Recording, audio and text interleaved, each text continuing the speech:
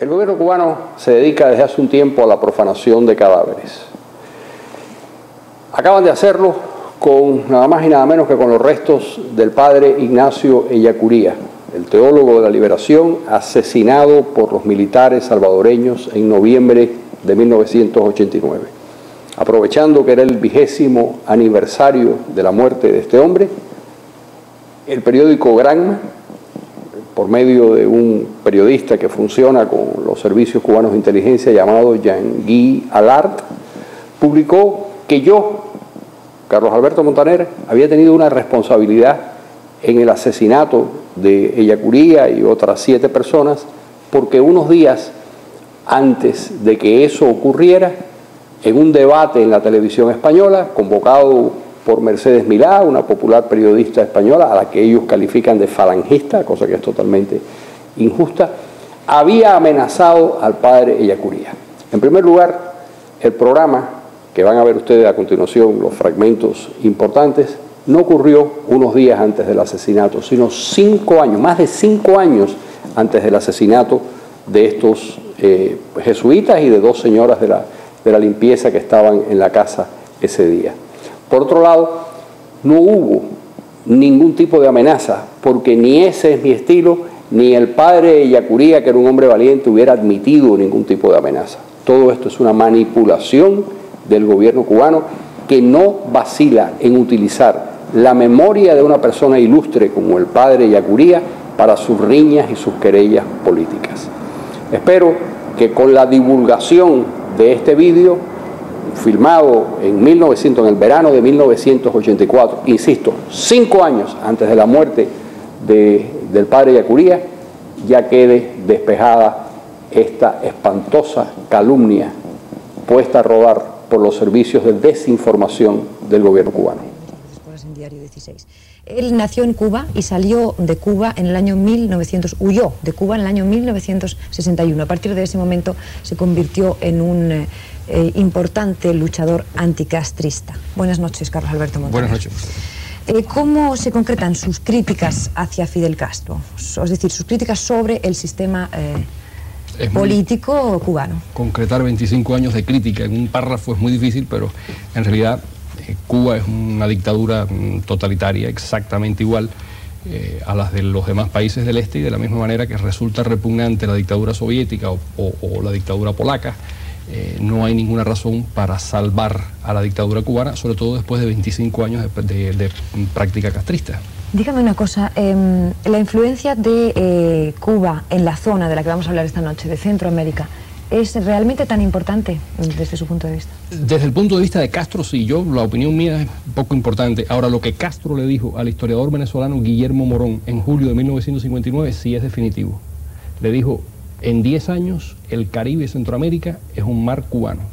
Esa es una declaración publicada en ese momento y de alguien tan prestigioso como el señor Morón, que además estaba de visita en La Habana. De manera que eso me parece indudable. Eso se puede interpretar de muchas maneras. Se puede interpretar como, digamos, tácticas para llegar a que todo el mundo sea como tú, o bien a que, observando la situación en que se encuentra la zona, pues lógicamente pudiera ocurrir lo mismo que había ocurrido en Cuba. No, una cuestión activa. Es decir, Cuba tenía, y la Unión Soviética, es decir, no solo Cuba, Cuba y la Unión Soviética tenían una política centroamericana y un objetivo muy concreto. Es decir, para la Unión Soviética el control del área centroamericana y del área caribeña es muy importante, por razones estratégicas básicas, por lo que se mueve en el área, por lo que significa tener el control de las 2 costas norteamericanas, por lo que significa la cercanía del Canal de Panamá y, por supuesto, porque es la cuenca petrolera de donde se abastece el gran enemigo de la Unión Soviética, que es los Estados Unidos. De manera que la Unión Soviética y Cuba tenían un papel importantísimo que jugar y lo están jugando.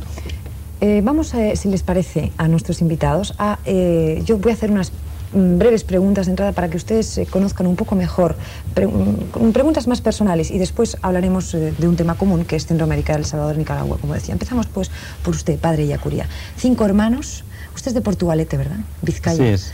5 hermanos chicos y 3 de ellos sacerdotes.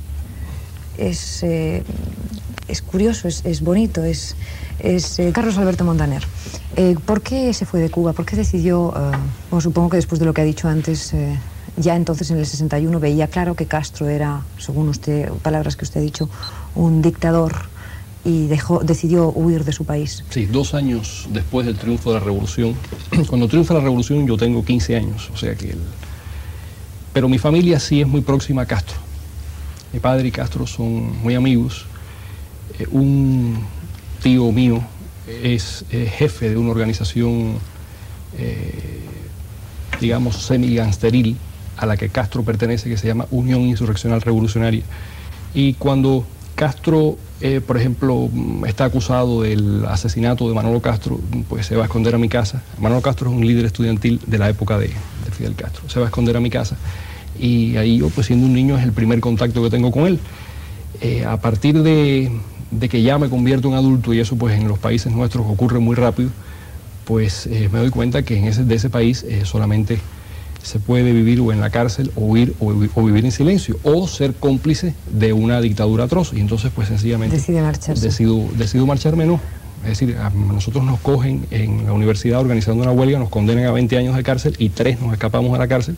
2 logramos llegar a una embajada y el otro lo hirieron. Es decir, no fue tan sencillo. La embajada de Venezuela nos protegió. Con sus comentarios políticos le habrán acusado de muchas cosas. ¿De qué? Lo digo por sus posturas políticas. Siempre, ¿De qué le han lo primero acusado? que dicen es que soy agente de la CIA. ¿Y lo es? Sí, tengo un transmisor desde el que aquí yo transmito a Washington y les comunico todas las cosas. No, todo eso es una broma.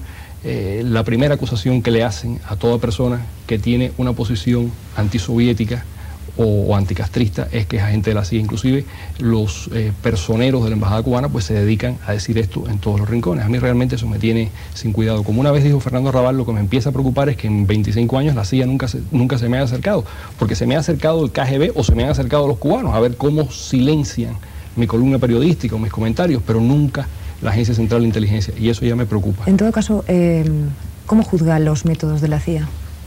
Me parece que algunas veces son totalmente censurables. Me parece que los organismos de espionaje y los organismos que ponen en práctica medidas de esa naturaleza, como el Departamento de América de la Seguridad del Estado de Cuba, como la Seguridad del Estado de Nicaragua, como el KGB soviético, como la Agencia Central de Inteligencia, incurren en cosas realmente monstruosas. Pero hay que comprender que en una sociedad democrática como la sociedad norteamericana, cuando el presidente de los Estados Unidos le da una orden escrita a unos funcionarios de la Agencia Central de Inteligencia para que hagan unas cosas, estos funcionarios la hacen. Y cuando el Congreso de los Estados Unidos, en esa sociedad democrática, cosa que no ocurre en Cuba o no puede ocurrir en Nicaragua, dice que eso no se puede seguir haciendo porque eso es una inmoralidad, esos funcionarios van y desconectan las bombas. O sea, que si hay un responsable... ¿Desconectan las bombas? Sí, las tendrán que retirar como las retiraron de Vietnam, de las bahías de... Supongo que ocurrirá esto. No estoy seguro, yo creo que la... ¿Y qué opina usted de la política exterior de Ronald Reagan? Por cierto, al fin y al cabo usted acaba de decir que es el que les da las órdenes, ¿no? O sea, que los responsables los... Yo creo que hay una política de responsabilidad que llevan adelante los neoconservadores, Podhoretz a la cabeza, que es el teórico de los neoconservadores norteamericanos, que es acertada. Yo comparto con la administración de los Estados Unidos la percepción del peligro de la instalación, peligro que no solo es para América, sino que es un peligro también para Europa. Es decir, lo que no nos damos cuenta en Europa es que el América Central y la cuenca del Caribe es la espina dorsal del sistema de abastecimiento de la OTAN en caso de conflicto. El 60% de los abastecimientos de la OTAN en caso de conflicto pasan por esa zona. De manera que cuando se debilita, es una concepción estratégica. Yo sí creo realmente que esa zona está en peligro, y como además no solo lo cree Reveri, lo cree muchísima gente. Estuvo Fidel Castro en España. ¿Por qué cree usted que tuvo interés en hacer esa escala técnica? ¿Había alguna razón que no se nos ha explicado? 2 razones fundamentales. Primero, romper un bloqueo diplomático que a lo largo de los años los Estados Unidos había intentado llevar a cabo, había llevado a cabo con éxito en Europa Occidental, que Castro no pisara Europa Occidental. Esto lo logró subrepticiamente. Segundo, presionar para la visita del rey a Cuba. Para Castro es uno de los proyectos diplomáticos más urgentes, es pasear a un rey tan grato para las grandes mayorías como es el rey Juan Carlos, pasearlo por La Habana y de alguna forma legitimar su dictadura con la compañía de un monarca democrático. Esos eran los 2 objetivos fundamentales. ¿Piensa usted volver a Cuba? Yo pienso regresar a Cuba, ¿cómo no? Pero pronto. Tan pronto como, y hay un verso de Bretón que me gusta repetir, tan pronto como la